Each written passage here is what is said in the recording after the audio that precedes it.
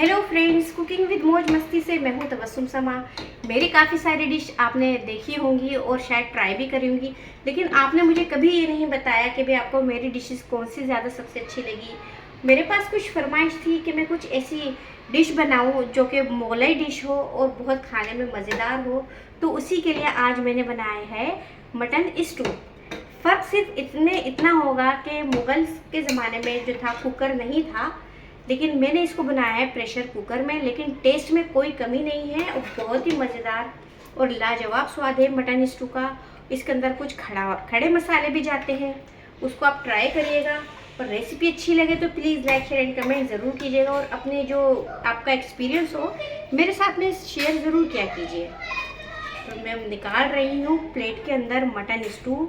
मेरे घर में आज गेस्ट आए हुए हैं, उसी के साथ में मैंने जो है मटन भुना भी बनाया है, जो मैंने कढ़ाई में बनाया है, और उसका स्वाद हम लेंगे मटन स्टू के साथ में। बहुत ही ज़बरदस्त डिश है, आप ज़रूर ट्राई कीजिएगा।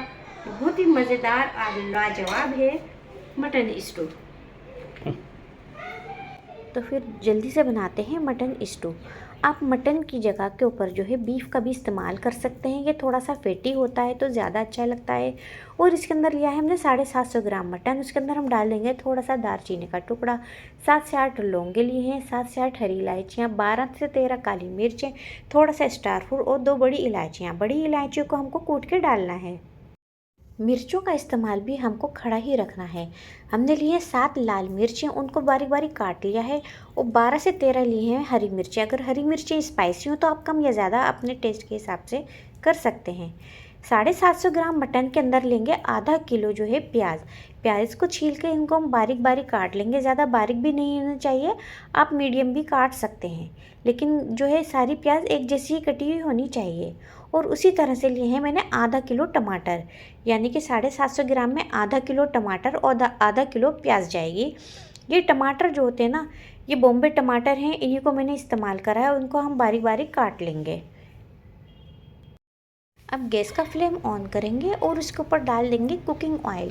कुकिंग ऑयल जो है आप अपनी पसंद से ले लीजिए, या फिर आप घी का भी इस्तेमाल कर सकते हैं। मैं तेल जो है थोड़ा नॉर्मल ही ले रही हूँ, क्योंकि मेरा जो गोश्त है वो थोड़ा सा उसके ऊपर फैट लगा हुआ है। तेल के अंदर जो है इसके अंदर हम प्याज डाल देंगे। प्याज को हमें स्टू के अंदर फ्राई नहीं करना होता है, हमें बल्कि प्याज को टमाटर को बिल्कुल सॉफ्ट करने होते हैं। तो वो तेल के अंदर जब प्याज डाल देंगे तो इसको 2 मिनट के लिए हल्के हाथ से चलाएंगे, ताकि सारी जो प्याज है उसके ऊपर जो है ऑयल लग जाए, क्योंकि हमें ऑयल प्याज को जो है वो थोड़ा सा सॉफ्ट करना है। बस ये 2 मिनट तक हम प्याज को चलाएंगे। अब बारीक कटे हुए टमाटर भी प्याज के साथ मिला देंगे। अब मैं आपको एक टिप बताती हूँ, जब भी प्याज टमाटर को हमें सॉफ्ट करना हो तो तेल की क्वांटिटी कम रखनी चाहिए। जब तेल कम होगा तो टमाटर और प्याज अच्छी तरह से गल जाएंगे। अब इसके अंदर हम डाल देंगे 1.5 चम्मच लहसुन अदरक का पेस्ट। इसके अंदर अदरक की क्वांटिटी डबल है और लहसुन की क्वांटिटी कम है। आप अदरक को जो है बारीक काट के भी डाल सकते हैं, लेकिन मैंने अदरक लहसुन का पेस्ट इस्तेमाल किया है। बहुत सारे लोग जो होते हैं 1 बाय 1 सारे मसाले एक साथ डाल देते हैं और पकाते हैं, लेकिन मुगलाई डिश जो होती है ना, थोड़ी सी नज़ाकत वाली होती है, इसलिए मसालों को आहिस्ता आहिस्ता डाला जाता है, तो और वो जो है हल्की आंच पे पके हैं। अब इसके अंदर डाल देंगे नमक, स्वाद अनुसार नमक डाल दीजिए, और 1/4 स्पून मैंने डाला है हल्दी पाउडर। पिसे मसालों में सिर्फ नमक और हल्दी ही इसके अंदर जो होती है पिसी हुई जाती है, लेकिन बाकी के सारे मसाले जो होते हैं ना वो खड़े जाते हैं। इनको अच्छी तरह से हम मिला देंगे और अब इसको ढक करके 10 मिनट के लिए बिल्कुल हल्की आंच पर पकाएंगे। बीच बीच में हम देखते रहेंगे कि प्याज टमाटर के अंदर पानी सूख तो नहीं गया। जब नमक डलता है टमाटर में ना, तो वो टमाटर पानी छोड़ देते हैं।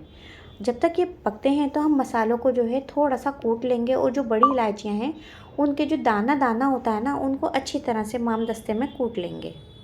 जी प्याज टमाटर को हो गए हैं 10 मिनट गलते हुए। तो जब जी ये सॉफ्ट हो जाएंगे तो इसमें हम डाल देंगे सारे खड़े मसाले। अब इन खड़े मसालों में एक मसाला कम है जो कि बहुत इंपॉर्टेंट होता है, और वो है धनिया। हम यहाँ पर 1.5 चम्मच जो है कुटा हुआ धनिया डालेंगे। इसके अंदर पिसा हुआ धनिया नहीं डलता, इसमें 1.5 चम्मच जो हम खाना खाते हैं जिस चम्मच से, वही वाला 1.5 चम्मच डालेंगे, और साथ में हम डाल देंगे मटन। अब मैंने आपको बताया था आप मटन की जगह के ऊपर जो है बीफ का भी इस्तेमाल कर सकते हैं। बस जी मटन डाल करके इनको अच्छी तरह से, खूब अच्छी तरह से हम मिलाएंगे। अब मिलते मिलते क्या होता है कि प्याज टमाटर जो गलते हैं ना, तो वो भी एक दूसरे के अंदर मर्ज हो जाते हैं। अब ये थोड़ी देर में जैसे जैसे हमारा मटन पकेगा ना, जो प्याज टमाटर आपको नज़र आ रहे हैं, क्योंकि हम मटन भी पकाएंगे धीमी आंच पे, तो ये सारे प्याज टमाटर डिज़ोल्व हो जाएंगे। अब इसके अंदर जो है हरी मिर्चें हमें अभी नहीं डालनी है, सिर्फ अभी हमको लाल मिर्चें डालनी है। अब इसके अंदर डाल देंगे 1 गिलास भर के पानी। पानी डालने के बाद सारे मसालों को और गोश्त को अच्छी तरह से मिला लेंगे और फिर इसके ऊपर लगा देंगे कुकर का ढक्कन। अब इसको पकाएंगे हम 2 व्हिसल आने तक, फुल फ्लेम पर पकाएंगे। जब कुकर में 2 सीटी आ जाएंगी तो हम इसको कर देंगे लो फ्लेम, और लो फ्लेम पर पकाएंगे हम 20 मिनट के लिए। और जब तक इसकी पूरी स्टीम ना निकले तो कुकर को हम बिल्कुल भी नहीं खोलेंगे। सारी स्टीम ख़त्म हो गई है तो हम खोलते हैं कुकर का ढक्कन। बहुत ही लाजवाब खुशबू आ रही है। तो इस स्टेज के ऊपर हम चेक कर लेंगे हमारा मटन जो है वो कितना गला है। मेरा जो मटन है ये 95% गल चुका है। बाकी का 5% मटन हमारा अब गल ही जाएगा। अब हम इसके अंदर डाल देंगे 5 चम्मच दही के। दही को हमेशा फेंट करके ही इस्तेमाल कीजिएगा। दही डालने के बाद इसको हम गोश्त में अच्छी तरह से मिला लेंगे। अब इसके अंदर डाल देंगे हरी मिर्ची। मैंने 12 हरी मिर्ची ली थी। आप हरी मिर्ची कम या ज़्यादा कर सकते हैं अपने टेस्ट के अकॉर्डिंग। अर्ध कच्ची मिर्चों का स्वाद और उसकी खुशबू बहुत ही लाजवाब लगती है। बस अब इसके अंदर हम डाल देंगे 1 चम्मच तेल, क्योंकि मैंने प्याज टमाटर को गलाने के लिए तेल का कम इस्तेमाल करा था, इसीलिए मैं अब ऑयल का इस्तेमाल कर रही हूँ। ऑयल डालने के बाद हमको मटन को बहुत अच्छी तरह से भूनना है। तकरीबन 3 से 4 मिनट लगते हैं गोश्त को भूनने में, जब तक कि इसका रोगन ऊपर ना आ जाए। मटन भुनने के बाद इसमें डाल देंगे आधा गिलास पानी, क्योंकि जो स्टू की जो ग्रेवी होती है ना वो थोड़ी थिक ही होती है। बस इसको चलाने के बाद इसको बिल्कुल लो फ्लेम पर 3 मिनट के लिए स्टीम देंगे। 3 मिनट के बाद गैस का फ्लेम कर देंगे ऑफ और स्टू को ढक करके 5 से 7 मिनट तक के लिए रेस्ट देंगे। तो साथ में मैंने बनाया है ये कढ़ाई का गोश्त है जो कि मटन में है, बहुत ही मज़ेदार होता है। और इसको अगर आप अपने मेहमानों को खिलाएंगे ना तो वो रोज़ रोज़ यही फरमाइश करेंगे कि ये बनाइए। कढ़ाई भुना गोश्त भी कहते हैं इसको, कढ़ाई गोश्त भी कहते हैं, लेकिन मैं इसको कहती हूँ कढ़ाई भुना गोश्त। और इसको खाते हैं नींबू डाल करके। बहुत जल्दी मैं आपको इसकी रेसिपी शेयर करने वाली हूँ। अब स्टू को रेस्ट करते हुए हो गए हैं 10 मिनट जी। बस अब इसको निकाल लेते हैं और देखते हैं ढक्कन हटा करके। वाह, बहुत ही लाजवाब कलर है और देखने में भी बहुत ही खूबसूरत लग रहा है, तो ऑब्वियसली टेस्ट में भी बहुत अच्छा ही होगा। तो अब इसको निकाल लेंगे एक सर्विंग बोल में। सर्विंग बोल में निकालने के बाद सबसे इम्पोर्टेंट है, इसके ऊपर गार्निशिंग कर देंगे हरे धनिए से। बारीक बारीक हरे धनिए की पत्तियों को काट करके इसके ऊपर डाल लेंगे। कुछ चीज़ें ऐसी होती हैं कि थोड़ी सी भी चीज़ ना हो ना तो वो कुछ अधूरी रखती हैं, इसलिए हरा धनिया बहुत इंपॉर्टेंट है। साथ में मैंने निकाल लिया है कढ़ाई भुना गोश्त। ये कढ़ाई भुना गोश्त भी बहुत ही ज़्यादा सॉफ्ट है। अब बस ये अब निकाल लेते हैं मटन स्टू को अपनी प्लेट के अंदर। प्लेट में निकालते हुए समय मेरे मुंह में बहुत ज़्यादा पानी आ रहा है। बहुत ही क्रेविंग सी लग रही है कि इसको बस खा लूँ मैं जल्दी से। इसको खाने के लिए मैंने बाज़ार से मंगाई है तंदूरी रोटी।